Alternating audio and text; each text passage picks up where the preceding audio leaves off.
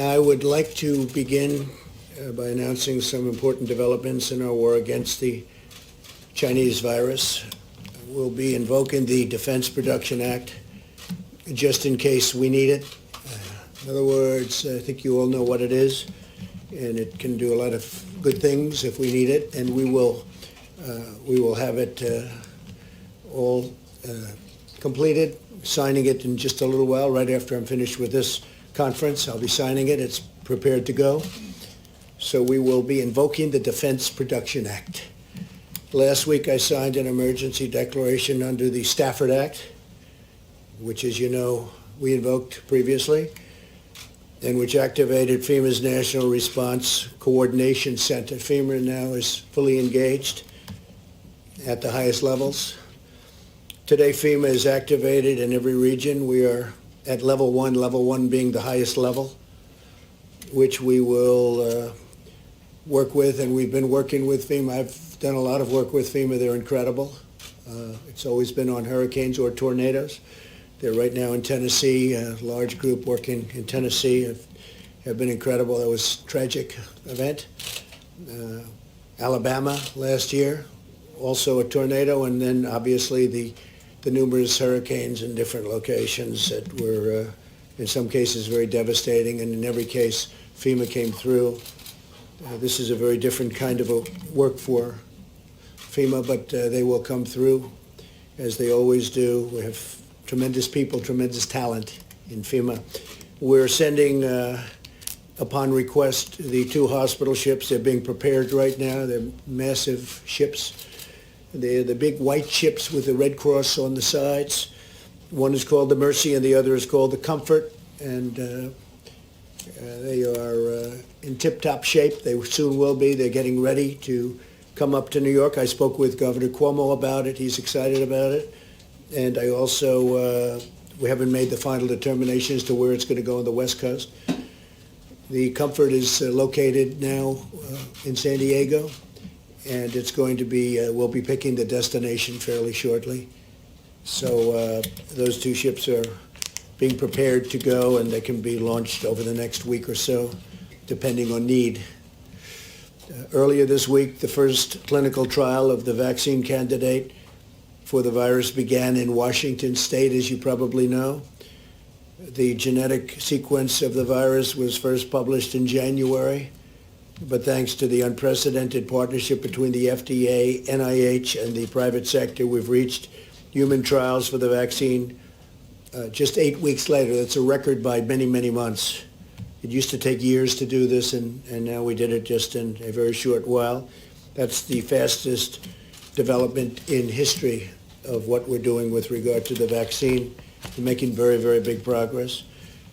Today I can announce further steps to expand testing capacity. We're working with several groups to determine if the self-swab, a much easier process than the current process that's not very nice to do, I can tell you, because I did it. But we have a current process that's a little bit difficult. If you have it done, the groups are working on determining if a self-swab by an individual is as effective as the other. The other is very effective, very accurate. But we're going to see if we can do a self-swab, which is would be a lot more popular, I can tell you that. So, and that would be administered also by a health official, but it would be a lot easier to do. The fact is that the health professionals would free up a lot. Let me just say, the self-swab is what it is. It's a self-swab. You do it yourself. The other has to be issued by a health professional, and it's something that is quite difficult. And we think it's working out for the self-swab. And if it would test positive, the people would go and they would do what they have to do. But we think that's probably working out. I've asked the FDA to cut through the red tape and reduce regulatory barriers. We are looking at some very exciting things, and I'm going to be holding a second news conference either today. We're going to talk about the FDA. Some things are happening that are quite exciting, and we're going to be doing that either later today or tomorrow, fairly early tomorrow. So we'll see what happens. But the FDA, at my instructions, I've been working very, very hard on a number of developments, and we'll be discussing them with you later today or tomorrow. And this afternoon, I'll be meeting with nurses on the front lines of the battle against the virus. They're truly American heroes. They want to get it done. They're incredible people. So we're going to be meeting with nurses. And I actually look forward to that. They're very brave. They're taking a lot of risk, and they have done an incredible job, and they never complain. Today, I'm also announcing that the Department of Housing and Urban Development is providing immediate relief to renters and homeowners by suspending all foreclosures and evictions until the end of April. So we're working very closely with Dr. Ben Carson and everybody from HUD. Every generation of Americans has been called to make shared sacrifices for the good of the nation. In World War II, young people in their teenage years volunteered to fight. They wanted to fight so badly because they love our country. Workers refused to go home and slept on factory floors to keep assembly lines running. And, you know, the numbers of ships that they built during World War II to this day nothing like that has ever been equaled. They were doing ships literally on a daily basis. Nobody's ever seen anything like it. And to this day, nobody's seen anything like that, what they were able to do during World War II. And now it's our time. We must sacrifice together because we are all in this together, and we'll come through together. It's the invisible enemy. That's always the toughest enemy, the invisible enemy, but we're going to defeat the invisible enemy. I think we're going to do it even faster than we thought, and it will be a complete victory. It'll be a total victory. So we'll have a second conference, again, having to do with the FDA, and I think it's going to be potentially a very exciting news conference, and we will do it as quickly as we can, so whether it's today or tomorrow. And I'll, with that, ask Mike Pence to say a few words, and thank you very much. Thank you, Mr. President. The White House Coronavirus Task Force met this morning, and now that we have cases in all 50 states, we're continuing to move out on the President's call to bring the full resources of the federal government, the full partnership with every state and territory, the full power of the American economy to support businesses and families. As the President says to us and every day, we'll do whatever it takes. We're all in this together. Yesterday, the President met with the tourism industry executives and also had an engaging discussion with all the top companies in our industrial and medical supply chain. The President, as you all are aware, also announced today that by mutual consent, the northern border to Canada will be closed to non-essential travel. This does not include essential travel or the transit of goods, but it was through mutual discussion that took place this morning between the President and Prime Minister Trudeau, and the Department of Homeland Security will be effectuating that decision. The President spoke with some of the nation's top business leaders today, again, to speak about the supply chain in the country. For our part, we're going to be conducting a conference call later today with state and local health officials to renew our ongoing commitment of cooperation and collaboration. As the President said last week in signing the Stafford Act, he stood up the National Response Coordination Center, and today at the President's direction, FEMA has gone to level 1. FEMA's mission is to support disasters that are locally executed, state managed, and federally supported. And tomorrow, the President will be hosting all the nation's governors from a video conference at FEMA to ensure that they have a full connection to all of the activated regions for FEMA going forward. With regard to testing, I'm pleased to report that we're increasing the number of tests being performed by the thousands every day, thanks to the public-private partnership that President Trump forged with commercial laboratories around the country. Our health experts tell us to remind every American, it's important to remember, people without symptoms should not get tested. We want to make sure that the supply of testing is there for those that need it most or are symptomatic or in the vulnerable population. Dr. Deborah Birx in a moment will address the progress that we're making on testing, the infection rate, our recommendations to every America, as well as some important new findings about the impact on youth that we're gaining from data that's coming in from Europe that'll be important to every American. On the subject of supplies, the President has our task force extremely focused. As the President mentioned mentioned that he's invoking the Defense Production Act today. Secretary Esper in a few moments will describe the ongoing efforts that the Department of Defense is taking to make medical resources available. Secretary Robert Wilkie will announce decisions the VA has made to expand hospital capacity within their system. Also, with regard to medical personnel, at the President's direction, HHS is issuing a regulation today that will allow all doctors and medical professionals to practice across state lines to meet the needs of hospitals that may arise in adjoining areas. In addition to that, we are again today asking every American and our medical community leaders and hospitals to partner with us in delaying elective procedures across the country in our healthcare system to ensure that medical supplies and medical capacity go where they're needed most. Seema Verma will describe guidance that CMS will be issuing on that front. And finally, I want to remind every American of the President's 15-day guidance to slow the spread. We are grateful for members of the media and the general public that are adhering to these, sharing them with neighbors and friends. All of our experts continue to believe that if every American will do their part and embrace and put into practice these principles, that we can significantly limit the reach of the coronavirus in the weeks and months ahead. Thank you, Mr. President. Thank you very much. Dr. Brooks, please. Thank you. Thank you, Mr. President, Mr. Vice President. So, we continue to look at data every single day. There are concerning reports coming out of France and Italy about some young people getting seriously ill and very seriously ill in the ICUs. We think part of this may be that people heeded the early data coming out of China and coming out of South Korea that the elderly or those with pre-existing medical conditions were at particular risk.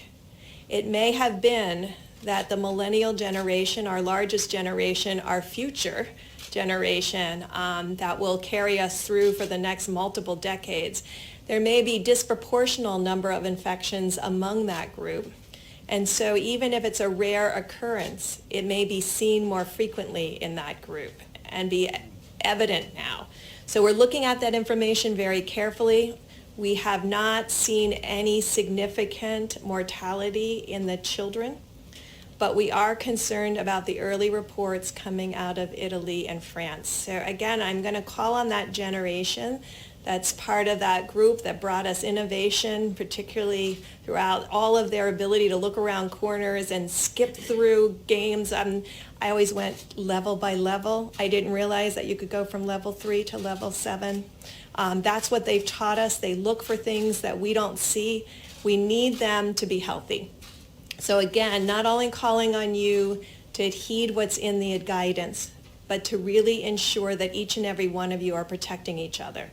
And so we cannot have these large gatherings that continue to occur throughout the country for people who are off work to then be socializing in large groups and spreading the virus. You have the potential then to spread it to someone who does have a condition that none of us knew about and cause them to have a disastrous outcome. Finally, on the testing piece and what we're learning, I know last week in bringing the private sector, I think what has been exciting to me over the last 2.5 weeks is to see this administration harness the full capacity of the private sector, understanding that a lot of our solutions that we need to confront this virus rely on the private sector. Bringing the private sector commercial labs was critical into this process. We are now beginning to see that they have spread out in a prioritized way because we asked them to prioritize the regions that were mostly affected. And so you still may have difficulty getting tests in areas that do not have significant cases. We've had them prioritize the regions where we need diagnosis and their diagnostic percent. Remember I told you South Korea was under 4%, so 96% of people were negative. The last report we've seen from the laboratories have about a 7+% positivity rate. Still 93+% or 92% are negative. But I think that's encouraging to me personally that we're prioritizing appropriately to those areas that have the greatest need. Today and yesterday, Thermo Fisher pushed out most of their laboratory testing capacity, and that will dramatically increase that platform and the ability to run additional tests in addition to Roche. So I appreciate everybody's attention to these numbers. I'm excited that we've prioritized where the need was the greatest. But again, please follow the guidance and please make sure in every report that you're putting out that you're talking about the presidential guidance to actually stop the spread of this virus. Thank you. Thank you, Deborah, very much. Mark, please. Sure. Thank you, Mr. President. So good afternoon, everyone, and I want to provide an update on DOD's coronavirus efforts as we continue to focus on our three priorities. That's, first of all, protecting our personnel and their families. Second, safeguarding our national security mission capabilities. And third, of course, supporting the administration's whole-of-government approach. First of all, though, I do want to assure the American people that the United States military remains ready and capable of defending the country and our interests abroad. Now, with that, the Department is leaning forward in our response to COVID-19. We have issued international and domestic travel restrictions to all DoD personnel and families that should dramatically reduce potential exposure to the virus. Those have been in place for some time now. As I announced yesterday, the Department of Defense will make available up to 5 million N95 respirator masks and other personal protective equipment from our own strategic reserves to the Department of Health and Human Services for distribution. The first 1 million masks will be available immediately. We are also prepared to distribute to HHS up to 2,000 operational deployable ventilators for use as needed. Yesterday, I was at Fort Detrick, Maryland, which is probably the military's premier research institute, where I got updated on the incredible work our people are doing as part of the interagency team to work on vaccines and therapeutics. They are making great progress there. We also have announced that we've certified our 16th lab, or will soon certify our 16th lab to help with processing tests from across the country. Additionally, I have directed, as the President mentioned, that the hospital ships Mercy and Comfort be prepared to deploy to increase the nation's medical capacity. And we have also alerted a variety of field and expeditionary hospitals to be prepared to deploy as well as needed, based on direction from the Commander-in-Chief. Today, leadership from the Army Corps of Engineers is in New York, meeting with Governor Cuomo and his team. I spoke with Governor Cuomo yesterday, and other governors. I will be speaking to more in the coming days to make sure that they know what DoD can provide through our system to address their needs. In my conversations with governors and members of Congress about DoD's resources, I've made it clear that we will continue to support the administration's comprehensive efforts and the country every step of the way while ensuring our nation's security remains the top priority. I want to conclude by thanking again all of our service members and their families who have been affected by this outbreak. They are all great heroes. We are continuing to support them throughout this. We are all in this together. Thank you all very much. Thank you very much, Mark. Thank you. So yesterday, the President made a very important announcement about telehealth, and this is allowing our 62 million seniors to be able to get some medical services from the safety of their home, reducing their risk and without any copays. But we're also making sure that the healthcare system is prepared and that those on the front lines have the support that they need. The reality is the stakes are high, and we need to preserve personal protective equipment for those that are on the front lines of this fight. And to that end, we have put out guidelines over the last 2 weeks to expand the types of masks that can be used in routine care and saving those N95s for the most risky situations. Conserving personal protective equipment is also essential to combat the virus. So today, CMS will announce detailed recommendations to further promote this needed conservation, specifically by limiting non-essential elective medical and surgical procedures, including dental procedures. We believe that these recommendations will help surgeons, patients, and hospitals prioritize what is essential while leaving the ultimate decision in the hands of state and local health officials and those clinicians who have direct responsibility to their patients. And we urge providers and clinicians and patients to seriously consider these recommendations. They will not only preserve equipment, but it also allows doctors and nurses to help those that are on the front lines. And it'll protect patients from unnecessary exposure to the virus. We fully appreciate that this is going to have a major impact on the healthcare system. but the shared sacrifice is essential to help those that are on the front lines.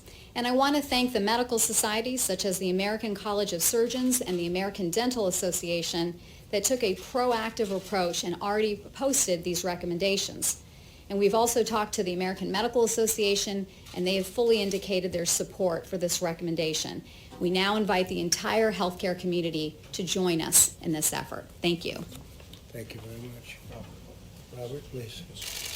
Thank you, Mr. President. My instructions from the President were very clear. I was to do everything imaginable as aggressively as possible to protect the 9.5 million veterans who are part of the Department of Veterans Affairs. Last month, we established 19 emergency operations centers across the country. We began to limit the number of visitors who entered our facilities. We began, I think, we were the first system to begin triaging across the country in our 170 hospitals the entrance of anyone into our facility without being questioned or tested. We expanded those restrictions to those in our 135 community living centers, which have about 7,800 veterans who are in acute conditions, to make sure that they were protected. We also took the next step and made sure that we limited the dental surgeries that we were provided. We've cut back by 1/3 the number of routine appointments we have had, and we have canceled elective surgeries. These were all part of the President's directive to be as aggressive in a public health sense as we could be. And I think we have set the pace for the entire country. I will say, we've often said that we work the most noble mission in the federal government. Our veterans have been in the toughest spots in the world. They have been put in conditions that are unimaginable to most Americans, and they have responded. They have responded clearly. They have responded with passion, and also the 400,000 members of our department who are out there on the front lines. The last thing I will say is that you've heard a lot about the fourth mission that VA has. Our first three missions are health care, benefits, and memorial affairs. Our fourth mission is to support the federal government in times of natural disasters and pandemics. We are the buttress force in case that FEMA or HHS calls upon us to deploy medical professionals across the country to meet crises. We plan for that every day. We are gaming out emergency preparedness scenarios, and we stand ready when the President needs us to expand our mission. Thank you. Thank you very much, Robert. Thank you. Thank you all. That's very nice. Any questions, please?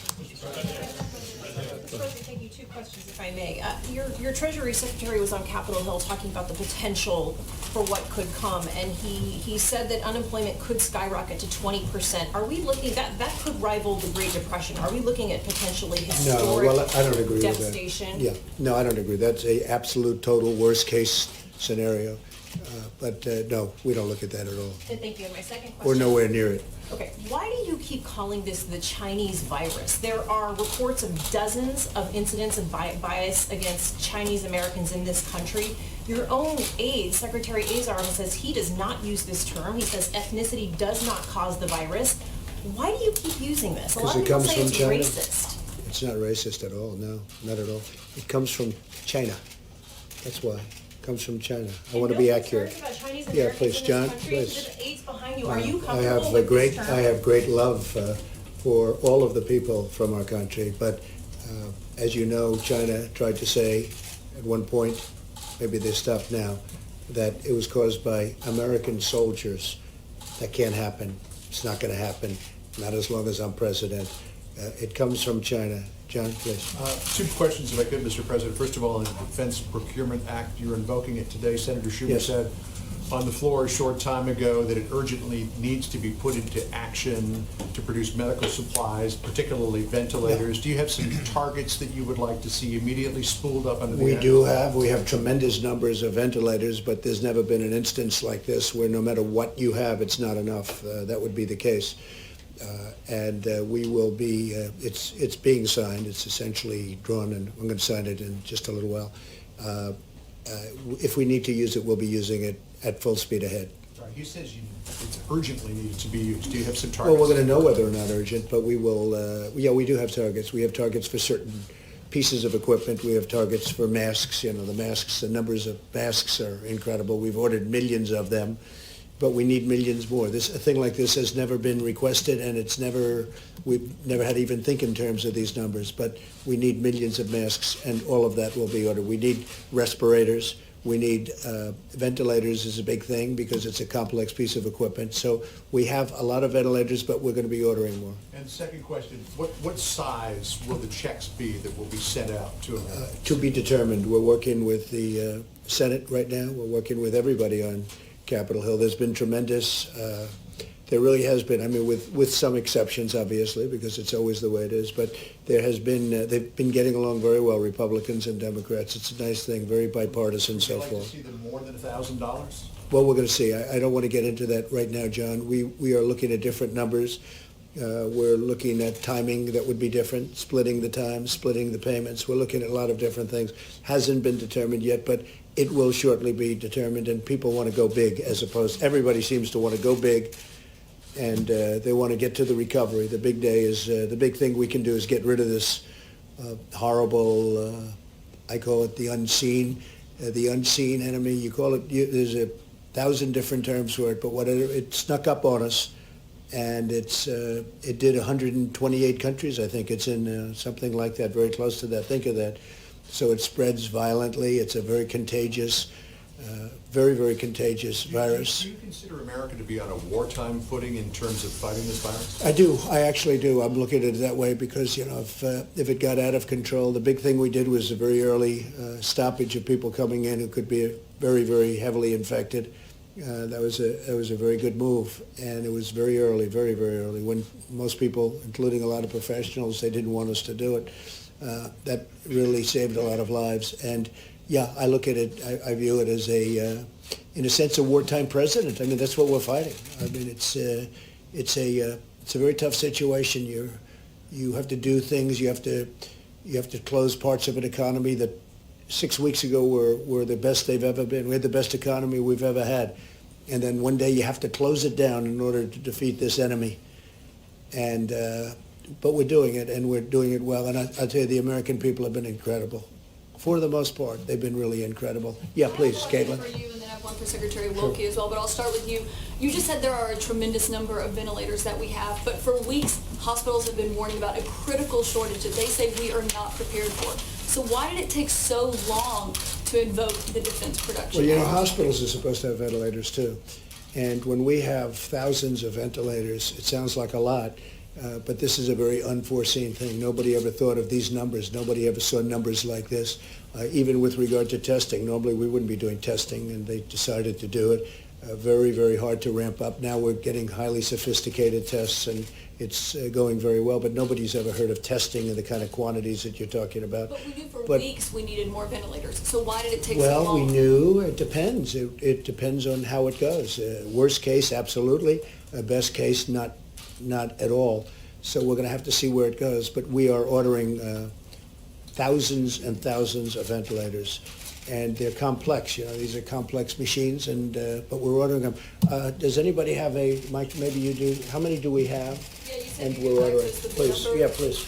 Do you know the number? We have a specific number of ventilators in the stockpile. It's in excess of 10,000, and you just heard the announcement from the Department of Defense. They'll be adding several more thousand to that. But the President, even this morning and yesterday afternoon, speaking with the largest companies in the supply chain in this country, we're hearing a tremendous spirit among industry leaders who are ready to step in and add to that volume.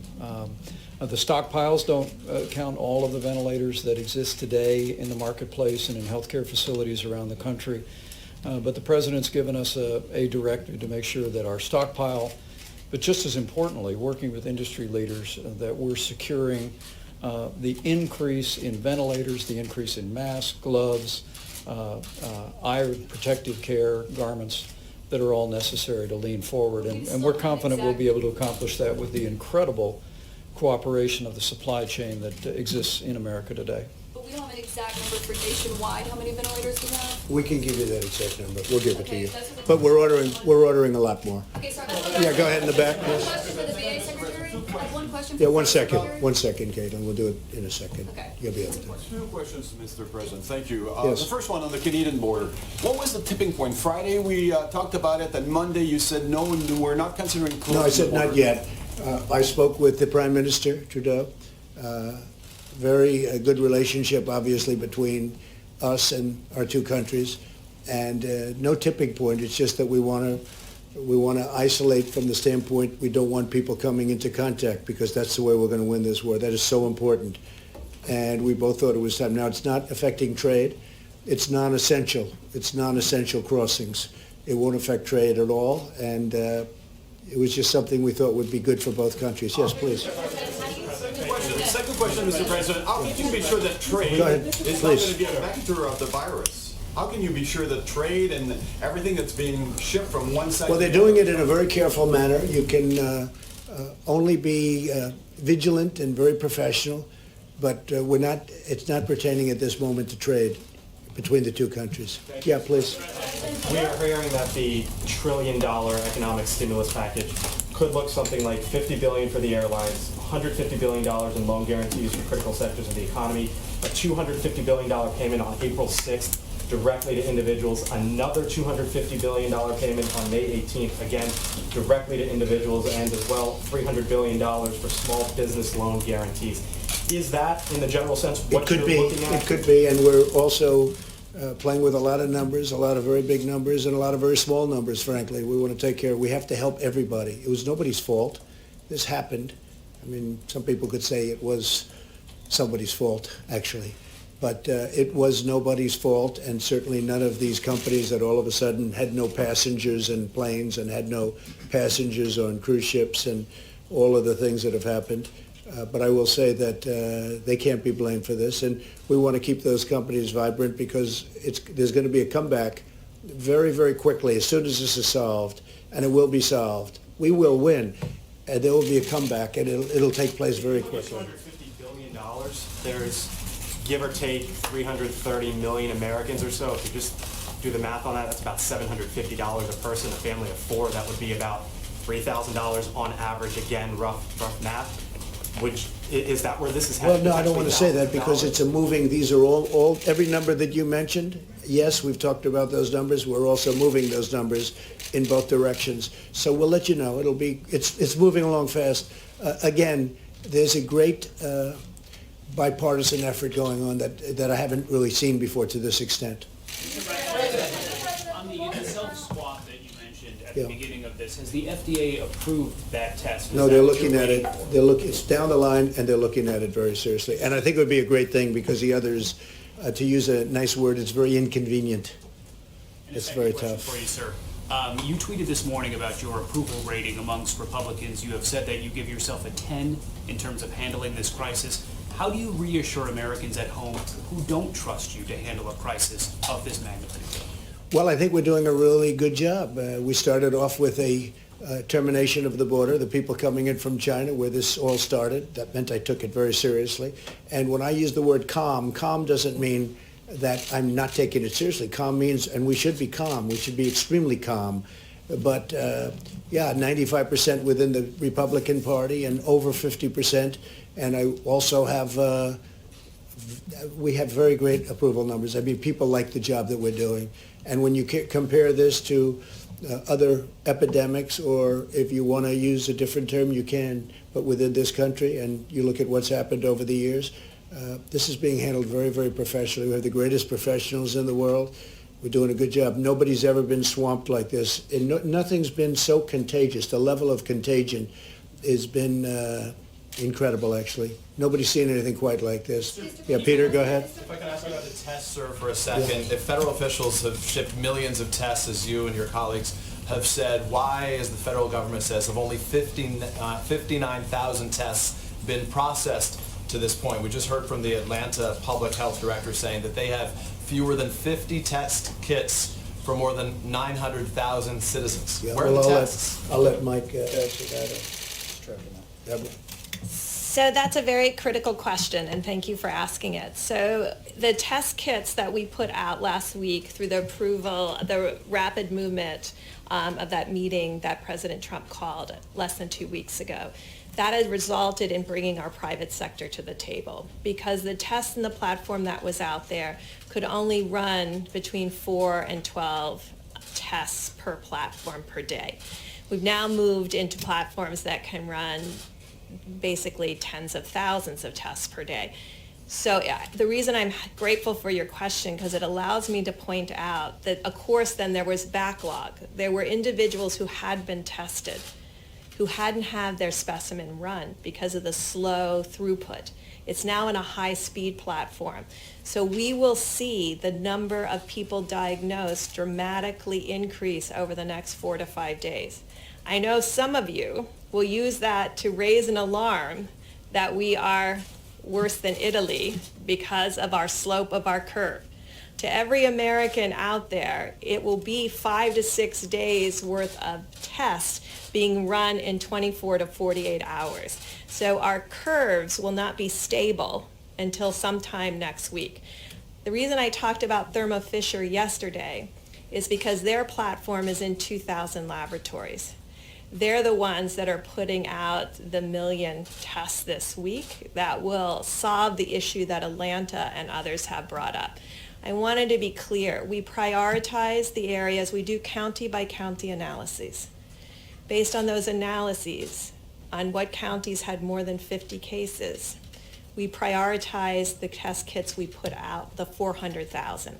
And that's why we're seeing a 7% plus positivity rate. We'll be able to expand that platform and reprioritize based on the accessibility of the other kits. Mr. President, perhaps I can follow up. How are non-symptomatic professional athletes getting tests while others are waiting in line and can't get them? Do the well-connected go to the front of the line? Well, that you'd have to ask them that question. I mean, I've read.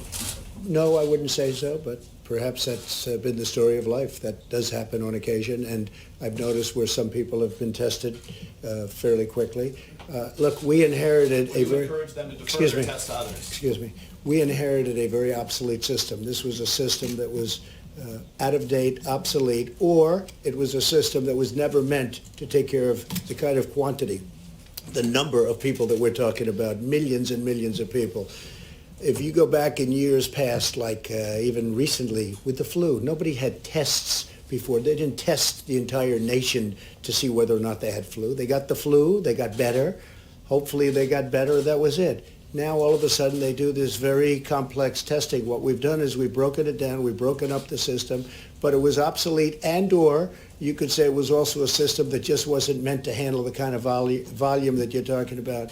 We've rebuilt it into a system that for the future will be a very good system if you want to go this route.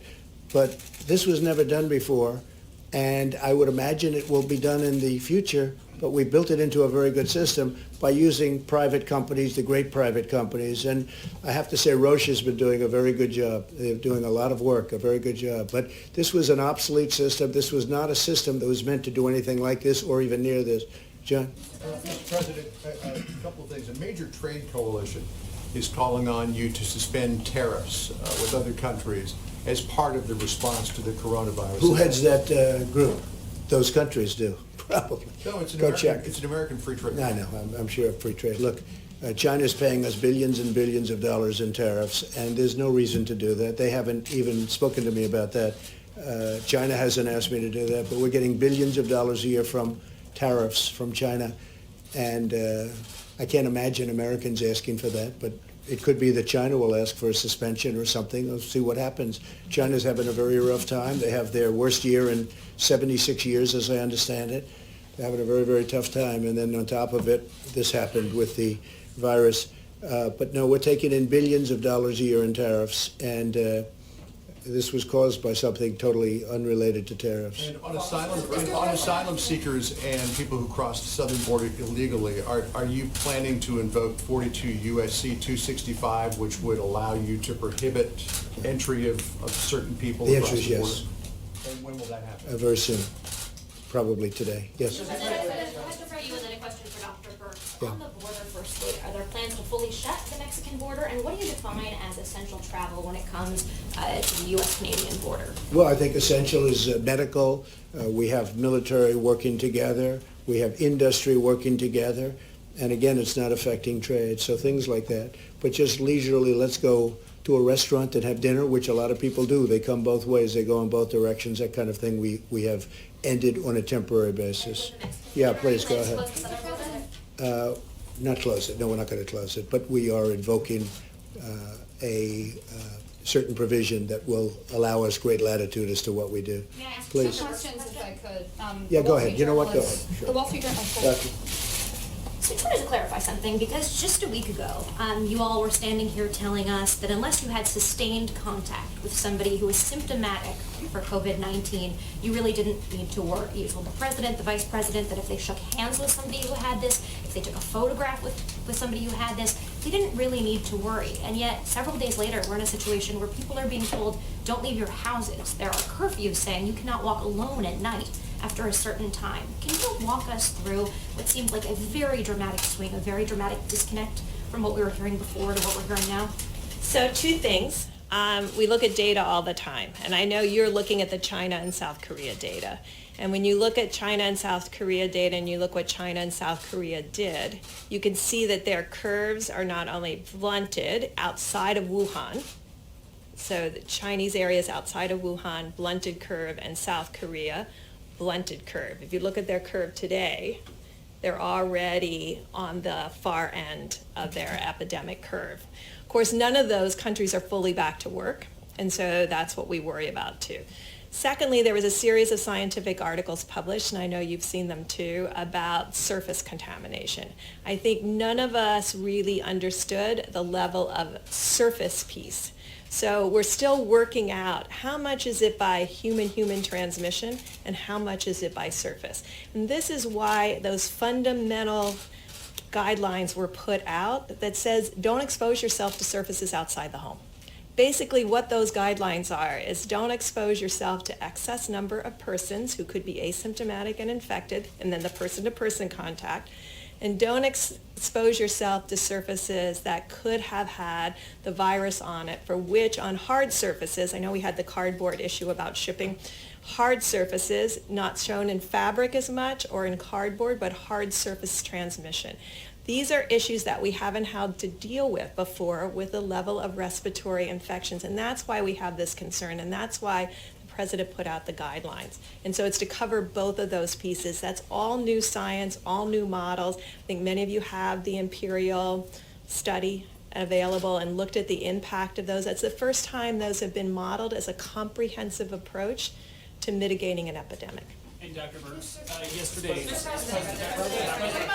Go ahead. Mr. President, the Wall Street Journal is reporting that the administration looked at an executive order that would expand the use of investigational drugs against the virus, but that FDA scientists are warning that this could put patients at risk. I haven't Is this seen something the you're article. looking at? No, I haven't seen the article.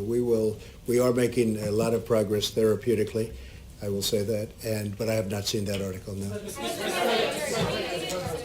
Go ahead. Mr. President, we've shut down non-essential travel to Canada. Are you considering shutting down all travel to blunt the spread of the virus? And we've heard from industries like the airlines who are seeking relief. What other industries or how exactly is your administration going to determine which industries and businesses get Well, there are help? certain industries that people know. I mean, the airlines would be number one if you look at what's going on. They go from having the best year they've ever had to having no passengers because of what we've had to do in order to win this war. It's a war. And so, basically, what many of the industries are. What we want to do is we want to make sure they all stay together so that after the war is won, we can immediately go right back up to where we were and even beyond. I think we're going to go beyond where we were. And a lot of people are saying that, by the way. We're poised to do that.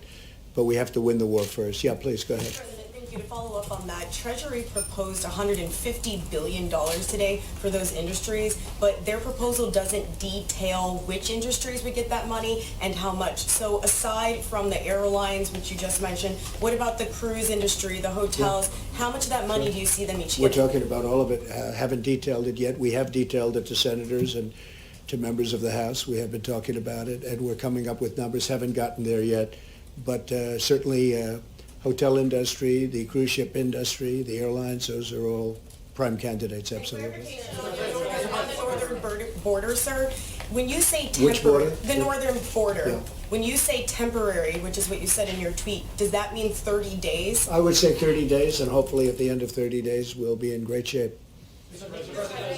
Jeff, please. Mr. President, I was struck by what Dr. Birx said about millennials and others perhaps not taking some of these warnings as seriously as you would like. Some of those people also seem to be your supporters and conservatives who may be quoting some of what you said at the beginning of this, comparing it to the flu. What is your message to them to really follow what you've been saying so far, and are you concerned that they're still listening maybe to some of your earlier comments rather than your more recent ones? Well, I think my earlier comments are to be calm. I mean, I do want people to be calm because we're going to win this and we're going to win it. It's just a question of time, and I wanted to go quickly. So based on the fact that I wanted to go quickly, I hope they just listen to what we've been saying over the last period of time. We don't want them gathering, and I see they do gather, including on beaches and including in restaurants, young people. They don't realize that they're feeling invincible. I don't know if you felt invincible when you were very young, but they were feeling totally invincible or are feeling that way, but they don't realize that they can be carrying lots of bad things home to grandmother and grandfather and even their parents. So we want them to heed the advice. We mean the advice, and I think it's getting through. I do believe it's getting through, Jim. If they're watching, Please. what do you say to them if they're watching? Sorry. If they're what? I think there are a lot of them watching, a lot of these people at home, these young people. Well, I think I just said it. I was going to say, what do you Heed say the to them? advice. Heed the advice. I just said, yeah. Thank you. Thank you, Peter. Mr. President, how long do you think Thank this you, is going to Mr. last? President. Mr. President, how long do you think this is going to We'll last? get you next, okay? Say it. Thank you, Mr. President. In talking about China, you've been very clear about who you think is to blame or where the origin to blame for this virus is. Not Senator- think. No. I don't think. I know where it Right. came from. I don't know if you'd say China's to blame. Certainly we didn't get an early run on it. It would have been helpful if we knew about it earlier. But it comes from China. And it's not a question about that. Nobody's questioning that. Senator Cotton is saying that they should be punished, in so many words, for inflicting this on the American people. Do you feel that way about it? Well, I have a lot of respect for Tom Cotton, and I know exactly what he's been saying. And there are those people that say that. So we'll see what happens. Thank you. Go ahead. It's your turn. Go ahead. Please. He's been waiting a long time. Please. You've had your hand up so nicely for a long time. It's your time. Thank you, sir. We've seen the Chinese government kick out reporters from the Wall Street Journal, the New York Times, the Washington Post. What is your message to the Chinese when it comes to transparency at a moment where you still have reporters asking you questions here at the White House? Yeah, I'm not happy to see it. I don't, I have my own disputes with all three of those media groups. I think you know that very well. But I don't like seeing that at all. I'm not happy about that at all. Yes, please. You didn't correct the language, so I wonder if you agree with it. Do you believe that China is inflicting this upon our country? No, I don't believe they're inflicting. I think they could have given us a lot earlier notice. Absolutely. Please. Go ahead, please. Go ahead. Yeah, Mr. President, your credibility ratings are very low. There was a recent NPR poll. Who are you asking that question? I'm asking... Because I see that they're very high. If you look, I'm 95% of the Republican Party. We just had a poll that was done by a very reputable group where I'm beating Sleepy Joe Biden by a lot in Florida, in the state of Florida, and in other states. So I don't really know who you're talking about. All right, Jennifer, go ahead, please. Two questions, if you're willing, sir. Would you give us an update on your conversation with the airline executives? Yeah. Did you explain to them what's coming? What was their I reaction? did, and they explained to me where they're coming from. I mean, they went from, as I said, full planes, packed, the best year they've ever had by far, to boom, one day empty because of what we have to do to win this war. Or we would have a level of death like people haven't seen before.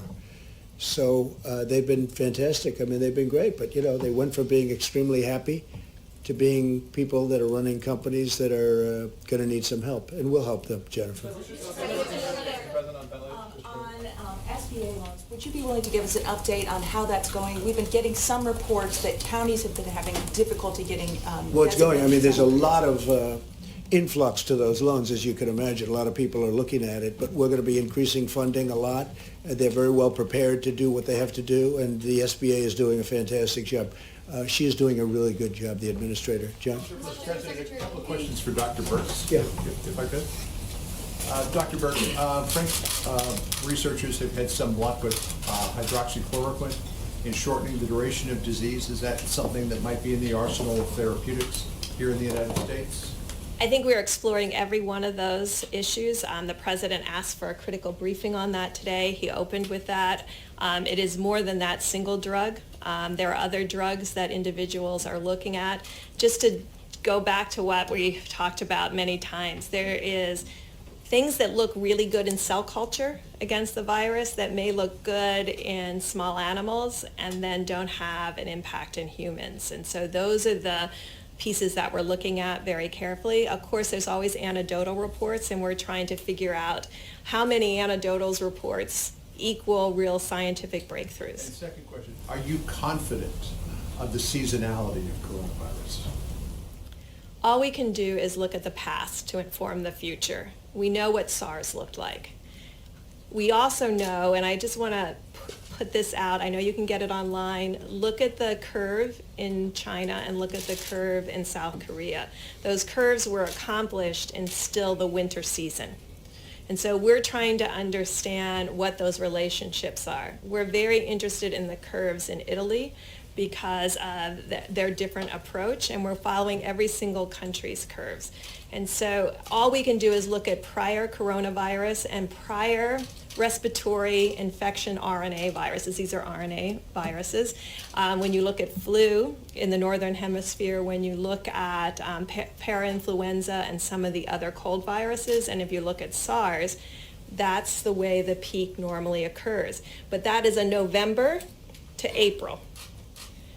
We all started later. And so you're asking me to predict based on a later start, and that's what we're trying to really look at China and South Korea to really inform that. All right, Caitlin, go ahead. A question for Secretary Wilkie, if you don't mind, or you could answer if you'd like. How many veterans of those that need to be tested have been tested? Those that have needed to be tested, we believe we've caught most of them. Right now, we have 44 veterans who have tested positive. Sadly, one has passed in Portland. We are working with state labs and private companies to make sure that testing is available.